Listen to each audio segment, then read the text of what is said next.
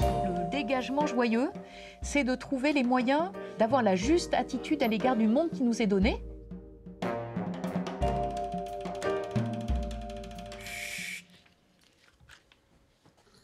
Tout le monde est prêt? Cécile Renoir, vous prenez un certain art de vivre, à savoir ralentir, mais vous connaissez aussi l'urgence climatique et environnementale, et j'avoue que ce n'est pas forcément simple de vous joindre parfois, donc je vous remercie d'autant plus d'être présente sur notre plateau de Théologie en partage. Vous êtes donc docteur en philosophie et diplômé de l'ESSEC, pourvu aussi d'un diplôme en théologie. Professeur de philosophie au Centre Sèvres, vous enseignez aussi à l'École des Mines de Paris, à l'ESSEC et à Sciences Po dans la même ville. Vous êtes aussi directrice scientifique du programme de recherche COVED, Entreprise et Développement de l'Institut ESSEC-Irénée. En 2017, vous co-créez le campus de la transition dont le maître mot, si j'ai bien compris, est plus de liens, moins de biens. Et vous en dirigez la collection ici, Pédagogie de la transition aux éditions Les Liens qui libèrent. On en a déjà un gros manuel de la grande transition. De nombreux livres aussi à votre actif, au titre révélateur, comme La responsabilité éthique des multinationales, Éthique et entreprise, L'entreprise au défi du climat, L'entreprise comme commun. Plus récemment, une relecture spirituelle de l'expérience du campus avec Xavier de Bénazet. En 2023, quelque chose de plus léger, avec des recettes de la marmite qui milite, recettes végétariennes pour les gourmands. Et enfin, ce dernier livre, Rouvrir l'horizon, toujours avec votre complice Xavier de Bénazet, paru aux éditions de l'Emmanuel. Alors, est-ce que c'est un livre de théologie, de pratique de l'écologie? Est-ce qu'on peut dire ça? Je dirais que c'est plutôt un livre spirituel sur les attitudes que, comme chrétiens, nous pouvons essayer de développer pour nourrir ce que nous avons appelé avec Xavier une espérance engagée. Alors justement, c'est votre sous-titre, Manifeste d'espérance engagée face aux effondrements. Qu'est-ce que c'est que l'espérance engagée, en fait? Ça veut dire quoi? Alors c'est déjà une façon de se rapporter au monde qui est devant nous, en nous disant que à la fois l'action nourrit un regard espérant sur les réalités qui sont les nôtres, et que en même temps une espérance qui ne vient pas de nous, qui est liée à notre foi au Christ, nous permet de soutenir nos actions en ayant bien conscience que nous ne sommes pas les sauveurs, mais que nous pouvons contribuer à faire de notre monde un monde où il fait bon vivre, et un monde dans lequel nous essayons de limiter les dégradations faites à notre sœur mère la Terre, comme dit le pape. Voilà. Pas des sauveurs, mais des acteurs, alors. Voilà. Alors, vous citez souvent Jacques Ellul Oui. dans votre livre, et je suis allé jeter un œil dans un livre d'Ellul qui dit sur l'espérance, elle est le oui prononcé par Dieu sur un monde condamné, courant à sa mort. C'est compliqué avec une telle phrase de garder l'espérance quand même, non? Oui, et ça me fait penser aussi à la phrase de Ricoeur qui dit à la fin de sa thèse, en 1950, je ne sais plus très bien quelle année, il dit la question de la joie du oui dans la tristesse du fini. Alors ça rejoint un peu les propos de Jacques Ellul, dans ce qui est peut-être inhérent à la condition humaine, la réalité du mal ou de l'absurde, de ce qui n'a pas de sens.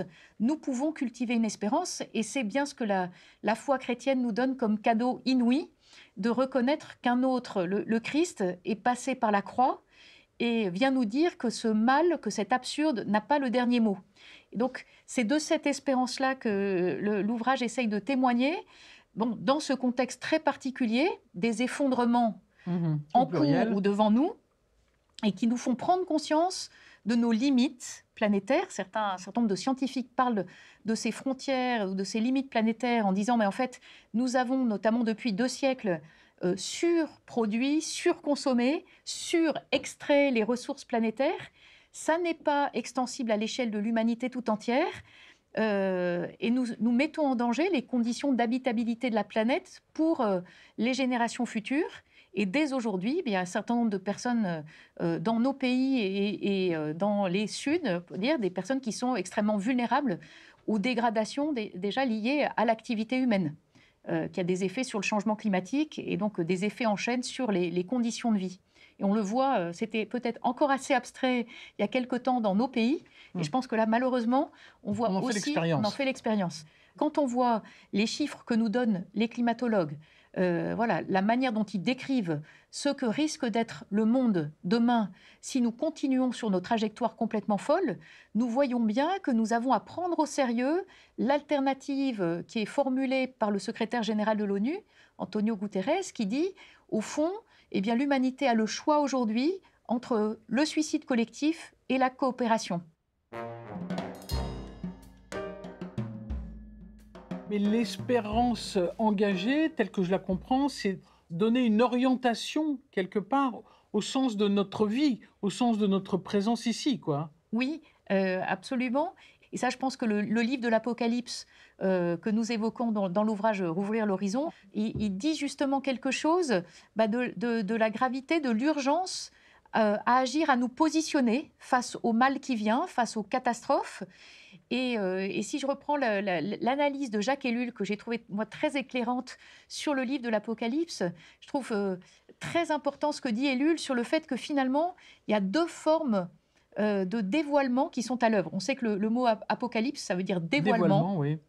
Et il dit finalement, l'apocalypse, c'est le dévoilement du mal à l'œuvre dans nos structures, dans nos institutions.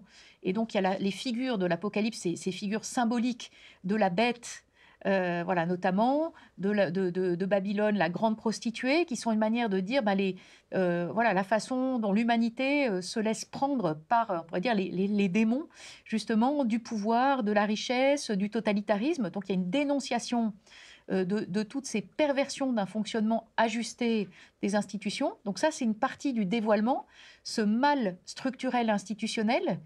Et puis, ce que je trouve très fin dans l'analyse d'Ellul, et ce qui dit quelque chose de nos résistances aujourd'hui, il dit, mais finalement, l'autre dévoilement, c'est le dévoilement du malheur pour nous, qui est le fait de consentir à changer nos modes de vie, finalement, de reconnaître que ce qui nous a paru être pas un mal, et qui ne l'est pas forcément, là, une certaine qualité de vie, un confort.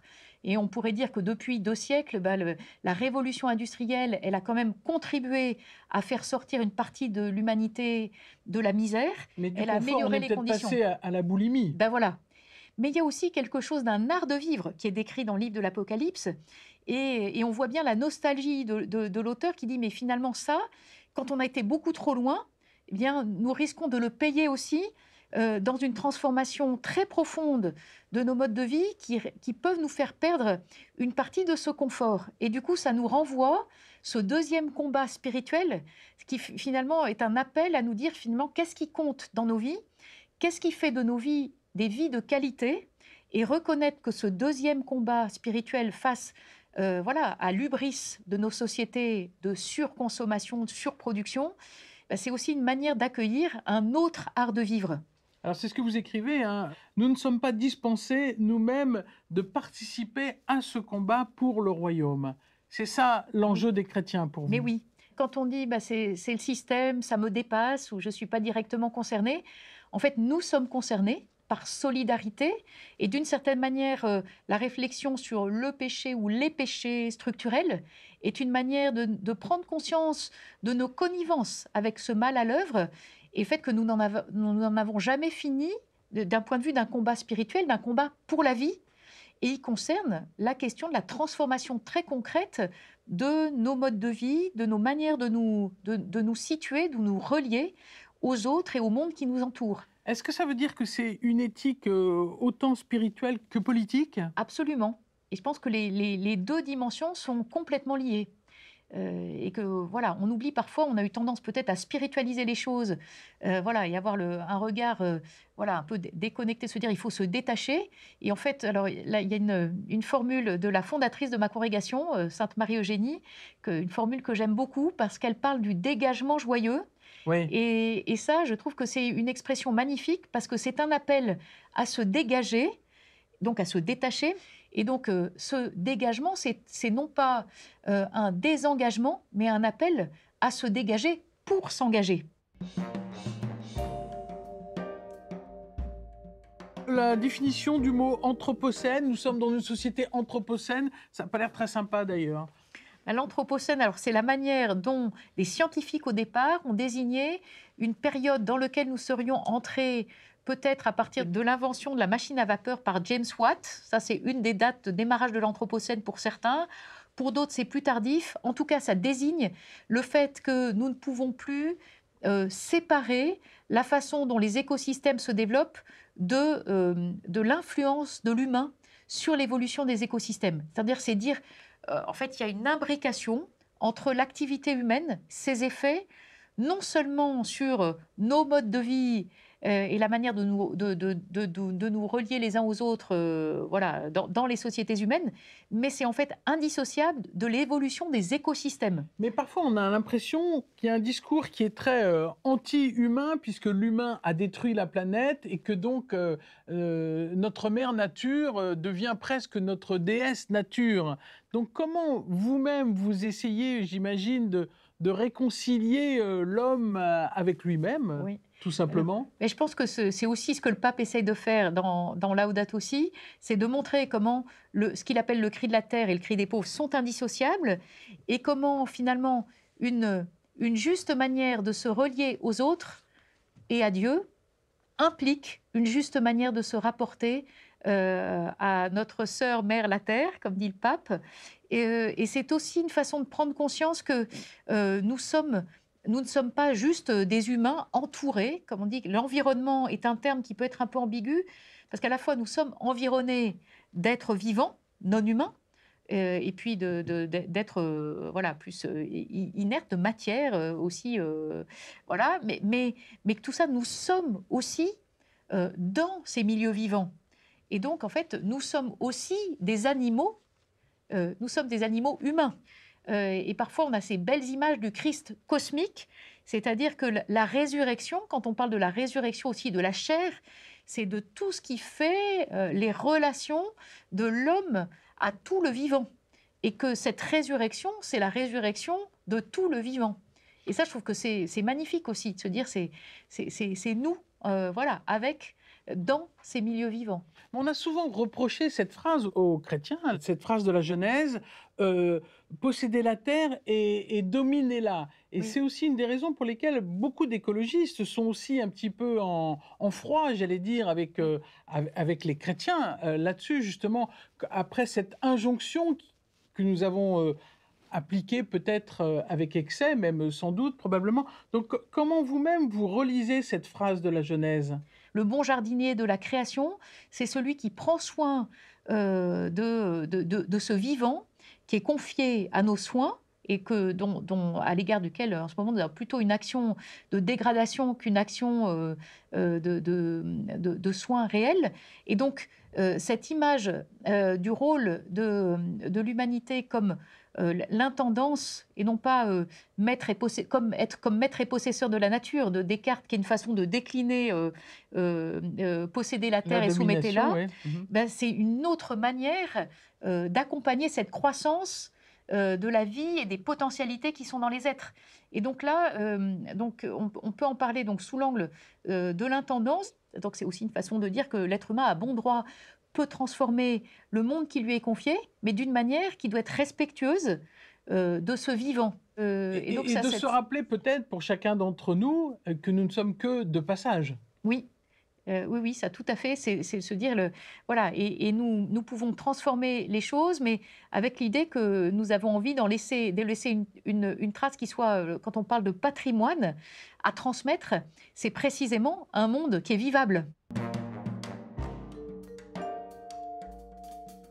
De la non-violence pour le royaume. Vous dites la perspective chrétienne de ce point de vue invite à affronter le mal qui vient avec lucidité et avec les armes de la non-violence, de la faiblesse, de l'ouverture. Pas dans un refus absolu de la violence, mais dans un refus de l'engrenage de la violence. En chrétienté, on va d'abord parler de non-violence. Comment vous conjuguez tout cela? Parmi les écologistes, la légitimation du recours à la violence n'est pas la légitimation du recours à la violence contre les personnes, mais plutôt contre des installations, contre des structures qui engendrent elles-mêmes des violences sur une partie des hommes et des femmes aujourd'hui à travers la planète et potentiellement pour les générations futures. C'est bien au nom d'un souci, d'une action engagée pour plus de vie. Et c'est pas de la part de ces activistes, c'est pas voilà, une défense de la violence tous azimuts. Donc je pense qu'il faut déjà quand même faire droit à cette défense pour beaucoup de mouvements écologiques de la non-violence active. Ensuite, bien souvent, les uns et les autres font référence à des travaux comme celui de Andreas Malm. Il a essayé d'analyser historiquement la force des mouvements non violents. Et en fait, il s'est aperçu, comme d'autres avant lui, que finalement, même les mouvements non violents de Gandhi, de Luther King ou de Mandela, qui sont les grands exemples de mouvements non violents et qui ont contribué voilà, ensuite à des transformations structurelles, à chaque fois, il y avait une toute petite partie de gens militants qui utilisaient des moyens violents. C'est que finalement, on doit aussi la légitimation des causes soutenues par l'action non violente grâce aussi à cette toute petite minorité de personnes qui en fait ont utilisé des moyens violents qui ont permis à l'action non violente de devenir crédible et de devenir la solution pour s'en sortir collectivement. Donc, quelque part, vous justifiez une partie de ces actes. Il ne s'agit pas de justifier la violence, mais plutôt de dire tous les cas, Jésus, la non-violence active de Jésus est un modèle pour les chrétiens, mais elle ne signifie pas renoncer, dans certains cas, à certaines formes de violence. Voilà, mais on voit bien que tout ça demande des discernements très, très difficiles. C'est plutôt une manière d'alerter sur la gravité de ce qui est en train de se passer et de dire finalement, attention à ce que le refus de la violence dans tous les cas, ne soit pas, on pourrait dire, l'esprit de Munich avant la Deuxième Guerre. D'accord, mais vous évoquiez justement cette façon holistique de considérer l'écologie jusque dans les conflits auxquels nous assistons aujourd'hui. Est-ce que la violence n'engendre pas, elle aussi, la violence? On le voit ô combien. Moi, ce que je crois et ce que j'essaye de prôner, puisque je me sens souvent un peu entre des mondes différents et qui parfois ont beaucoup de mal à se parler, je pense qu'il faut que nous réapprenions le débat, l'analyse des controverses et aussi arriver peut-être à réfléchir d'une manière stratégique en se disant qu'il peut y avoir à bon droit des positionnements complémentaires. Là, moi, j'évoque souvent dans la réflexion politique sur ces sujets les analyses faites par le politiste Eric Olin Wright, qui réfléchissait aux stratégies de transformation, voire de sortie du capitalisme, et en disant, au fond, il y a 3 stratégies, et dont il disait qu'elles sont finalement sans doute complémentaires. Une stratégie en rupture, une stratégie qu'il appelait interstitielle, et une stratégie symbiotique ou réformiste. Et je me dis que dans le cadre de la réflexion sur l'action écologique à la hauteur des enjeux, si on reprend, voilà, que ce soit en régime chrétien, on pourrait dire les grands textes, le grand texte du pape François, Laudato Si, finalement Fratelli Tutti, voilà, évoque aussi ces sujets d'une manière un tout petit peu différente, mais complètement congruente. Et puis Laudate Deum, finalement, le pape invite à utiliser différents moyens d'action qui correspondent aussi à des sensibilités différentes ou à des positionnements différents dans la société, en disant, mais on a sans doute besoin à la fois d'actions en rupture. Les actions en rupture, elles ne sont pas forcément violentes. Pour parler de l'exemple du campus de la transition que j'ai cofondé il y a bientôt 6 ans, on pourrait dire que le campus, il se situe à certains égards en rupture, à d'autres égards aux interstices et à d'autres égards d'une manière réformiste. Quand on essaye de travailler avec des institutions d'enseignement supérieur pour réformer les cursus, là, c'est bien une option réformiste. L'option interstitielle, c'est quand on essaye de proposer de manière immersive à Forges des pédagogies innovantes. On peut dire, là, on a une capacité, quand on est un peu hors système, à tester des choses qui vont pouvoir être appliquées ensuite dans les grosses institutions, mais on bénéficie du fait d'être un peu aux marges, donc aux interstices. Et puis le positionnement en rupture, c'est quand je vis avec des jeunes dans un château qui a été très peu chauffé les premières années parce que c'était une chaudière au fioul et maintenant on est passé à une chaudière à bois bûche. Et voilà, ce côté de jeunes radicaux au sens de prendre les problèmes à la racine, qui se disent voilà comment dans ma vie quotidienne je vais essayer de me mettre moi-même dans la question, en mangeant végétarien, en essayant d'utiliser un vélo ou de la mobilité douce, ce qu'on appelle la mobilité douce ou des moyens de transport en commun.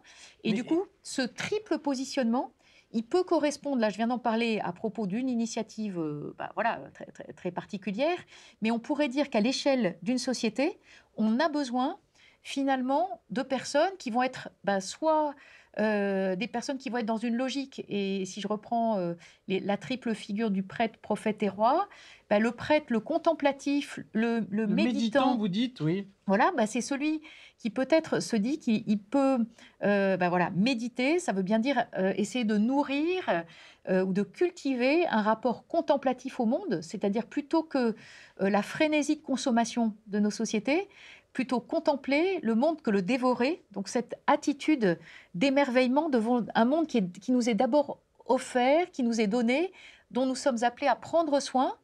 Et donc la figure du prêtre, c'est vraiment le va-et-vient entre le ciel et la terre.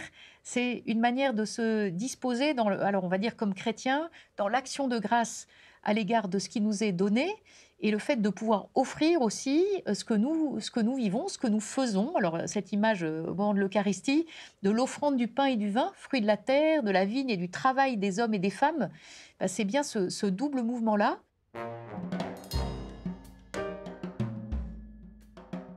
Le prophète, vous dites, c'est le militant, et vous évoquez la clameur des jeunes.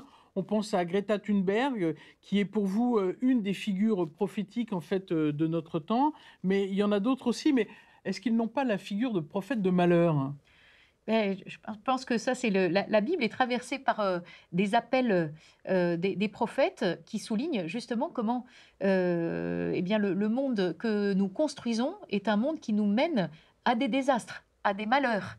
Et donc, je pense que la figure du prophète de malheur, elle doit s'entendre comme celui qui interpelle justement pour changer, qui invite à la conversion. Et ça, cette interpellation que nous devons entendre, non pas pour en rester là, mais pour nous inviter à construire des sociétés dans lesquelles, précisément, il fait bon vivre. Et c'est en même temps que ces jeunes, ou moins jeunes d'ailleurs, et interpellent et crient. Le cri, est-ce que le pape aussi dans Laudato Si parle à la fois du cri de la terre et du cri des pauvres. On peut dire qu'un certain nombre d'hommes et de femmes aujourd'hui sont porteurs de ce cri et de ces cris qui sont des cris de détresse et qui nous invitent à ne pas fermer, à ne pas à pas nous mettre des œillères, à pas fermer les oreilles à l'égard de ce qui est devant nous de manière de plus en plus palpable. Ces jeunes, pour vous, ils sont pour vous-même aussi, ils sont signe d'espérance? Absolument. Absolument. Et là, je pense qu'il y a aussi, dans ce dialogue que j'évoquais tout à l'heure, un dialogue nécessaire entre générations, parce qu'il y a aussi quand même une expérience des générations plus âgées, une sagesse à transmettre à certains égards, et nous avons aussi à écouter cette clameur des plus jeunes qui essayent de relayer la clameur des pauvres. Mais vous êtes, j'allais dire, coltiné aussi aux entrepreneurs, en ayant aussi beaucoup voyagé, Nigeria, Inde, Indonésie, Mexique et tout ça. Et vous parlez de ce lien social et écologique avec un enjeu réel pour nous. Et en même temps, quand on fait le lien avec l'économie, souvent, quand on entend économie, on entend consommer plus. Mais je trouve que vis-à-vis des entreprises, la triple figure prêtre, prophète et roi, ou méditant, militant et leader, elle est très appropriée parce que c'est vrai que les entreprises ou la chef d'entreprise va vous dire vous êtes gentil, mais en gros, moi j'ai des salaires à payer à la fin du mois, j'ai des contraintes actuelles, réel. et c'est réel. Il y a des règles du jeu. Qui ne vont pas forcément dans le bon sens, mais en tant qui sont des contraintes qui s'exercent sur la manière d'exercer mon activité d'entrepreneur. Et donc ça, c'est un peu la figure du roi. Le roi ou la reine, c'est le leader, celui qui doit exercer ce que Max Weber appelait l'éthique de responsabilité. Et Max Weber soulignait que nous devons en permanence conjuguer ce qu'il appelait l'éthique de conviction et l'éthique de responsabilité. Et on peut le croiser avec ce que nous venons d'évoquer, de la figure du prophète ou de la figure du prêtre ou du méditant. C'est de se dire finalement, un entrepreneur, et il y en a un bon nombre aujourd'hui, qui voient les problèmes. Et donc qui se disent, moi de toute façon, eh bien, si nous continuons à dégrader la planète comme nous le faisons, les ressources, elles vont s'épuiser. Mais est-ce que concrètement, vous voyez des changements dans des grandes entreprises Alors, dans des entreprises de différentes tailles, il y a de plus en plus de personnes qui ont un discours qui aurait été taxé il y a encore quelques années de discours d'extrême gauche ou d'altermondialistes excités. Par exemple, la nécessité de réfléchir, même pour les grands groupes, qui sont dans la consommation, l'invitation à la consommation de masse, c'est de se dire il faut promouvoir une décroissance des volumes de production et de consommation. Et ça, alors ce discours, je l'entends de plus en plus de la part de personnes qui peuvent être des cadres dirigeants de grandes entreprises, qui disent il y a une réalité qui est cette question des frontières, des limites planétaires. Eh bien, il y a de plus en plus de chefs d'entreprise aujourd'hui qui se disent comment est-ce que je crée des richesses, comment est-ce que je développe des biens, je produis des biens et des services en respectant un certain niveau social pour les salariés, mais aussi au long des chaînes de valeur. Et on a maintenant des réglementations qui obligent les entreprises à rendre des comptes de la façon dont elles ne sont pas complices de violation des droits de l'homme, des droits fondamentaux au long des chaînes de valeur mondiales. Donc ça, c'est la dimension sociale. Et puis, il y a le plancher environnemental, se dire comment est-ce qu'on fait pour réduire l'empreinte carbone et pour avoir, puis il y a non seulement l'empreinte carbone, mais les enjeux de biodiversité, l'eau, les ressources naturelles. La récupération, Voilà, ça rentre là-dedans? la récupération. Et il y a de plus en plus maintenant de contraintes qui s'exercent sur les entreprises pour qu'elles changent leur modèle d'affaires.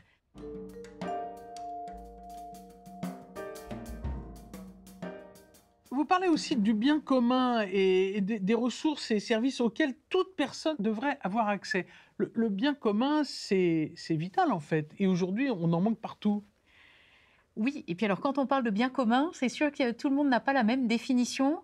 Et peut-être là, justement, je peux faire le lien entre la notion de bien commun au pluriel ou de bien commun mondiaux avec la question qui a été fortement portée dans la tradition de l'Église du bien commun, et du souci du bien commun. Alors, c'est intéressant de voir que depuis une trentaine d'années, il y a eu toute une réflexion, au départ d'ailleurs pas mal au niveau des institutions internationales et de l'ONU notamment, autour de la question de la préservation de l'accès aux biens communs mondiaux. C'est Et l'eau, là, par exemple. par exemple, l'eau. Et alors, c'était intéressant parce qu'on est passé de la notion de bien public à la notion de bien commun.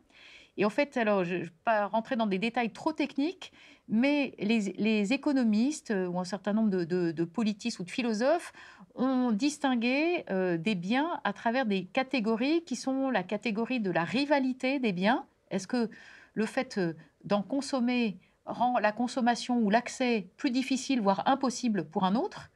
Donc il y a des biens, voilà, justement, si je m'achète une glace et que je la consomme, eh ben, elle ne sera pas accessible à quelqu'un d'autre.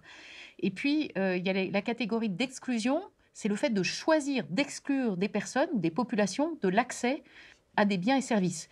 Si des gens surconsomment de l'eau, ben ça rend l'accès impossible pour une partie de la population d'une ville ou potentiellement de l'humanité. Et donc, ça veut dire que ce bien est rival et non exclusif, c'est-à-dire que ça, c'est un choix collectif de se dire il faut que tout être humain, aujourd'hui et demain, puisse avoir accès à de l'eau potable. Et donc, cette catégorie des biens communs ou des biens communs mondiaux, en fait, devrait faire l'objet de délibérations politiques pour se dire, mais finalement, quels sont ces biens et services fondamentaux dont nous reconnaissons qu'ils sont essentiels pour bien vivre aujourd'hui et demain. Et alors, il y a un philosophe et théologien qui est Gaston Fessard, qui a écrit un ouvrage au moment de la Deuxième Guerre qui s'appelle Autorité et bien commun. Et puis, ce qu'il appelle la dimension supérieure du bien commun, ce sont ces valeurs fondamentales qui nous permettent de reconnaître que dans une société donnée, nous voulons être solidaires les uns les autres, respecter des critères d'équité, défendre la liberté des personnes. Et là encore, sur ces valeurs, on pourrait parler aussi de vertus, comme saint Thomas d'Aquin. Ces valeurs ou ces vertus à nourrir, à cultiver, ce sont celles-là aussi qui nous permettent de faire société ensemble. Vous parlez de sacrifice, de renoncement, de dépossession, désappropriation, de sobriété heureuse pour une vie en abondance. Mais alors du coup, c'est quoi la vie en abondance ? Mais finalement, vous évoquiez au départ cette formule qui a été beaucoup reprise de moins de biens, plus de liens. Ben, on rejoint la question voilà, on se demande dans nos vies personnelles ou plus intimes finalement, qu'est-ce qui me rend profondément vivant, heureux? Ben, je crois que ça a toujours quelque chose à voir avec la qualité des liens. Et finalement ça, c'est justement, c'est la logique dont parle Paul Ricoeur comme une logique de surabondance, cette logique de l'amour, du pardon, fait d'être capable voilà, du don, du soin, tout ça, cette qualité du lien, et bien finalement, c'est ça qui nous fait vivre profondément. Et donc, cette expérience-là que nous pouvons faire chacun, chacune, c'est une manière aussi de prendre un peu de distance vis-à-vis de ce qui parfois nous met dans des spirales, justement, de surabondance, mais là, de bien, qui nous empêche en fait de revenir à l'essentiel. Alors, vous avez une phrase, une citation biblique rare que vous puisez dans le livre des Lamentations. Vous pouvez nous la dire? Parce que c'est très étonnant d'aller là. Oui, voilà, qui est celle qui est d'ailleurs dans l'anneau. Au moment de mes vœux perpétuels, j'ai demandé à recevoir cette phrase un peu pour m'accompagner. Cette phrase, c'est « Ma part, c'est Dieu ». Et ça, alors on la retrouve dans certains psaumes, mais je trouve très fort qu'elle soit au cœur de la lamentation du prophète Jérémie, donc au cœur de l'exil, de la désespérance, on pourrait dire. Eh bien, il y a ce cri d'espérance, se dire les faveurs, l'amour du Seigneur n'est pas épuisé, sa compassion, son amour, chaque matin se renouvelle. Ma part, c'est Dieu, c'est pourquoi j'espère en lui. Voilà, exactement. Une photo, une image que j'aimerais que vous commentiez pour finir. Ce tableau que je trouve superbe, qui est dans votre livre à la page 110, 111, ce tableau de cet enfant qui sort du tableau. Oui. Pourquoi cette image alors? Oui. À côté de Don Robert d'ailleurs. Oui, alors parce que j'aime beaucoup l'idée de penser hors du cadre et de sortir du cadre dans lequel parfois nous sommes tous prisonniers, piégés. Ce n'est pas pour rien que Jésus a eu des débats avec les pharisiens pour les inviter justement à être plutôt dans l'accomplissement de la loi que dans un respect scrupuleux et légaliste. Et c'est précisément pour nous inviter à sortir du cadre. C'est aussi l'analyse de Hannah Arendt à propos des fonctionnaires allemands pendant le régime nazi, en disant finalement ils étaient des bons fonctionnaires zélés parce qu'ils s'étaient rendus incapables de penser hors du cadre. Et donc ça, c'est, je pense, une invitation pour nous tous à avoir cette liberté, parfois de sortir de ce qui est convenu, de la manière dont nous sommes formatés dans notre éducation, dans notre regard, pour voilà, nous ouvrir à d'autres manières de réfléchir, de regarder la réalité. Cécile, merci. Alors sortons du cadre en restant voilà. dans la liberté des enfants de Dieu. Merci. Voilà, merci.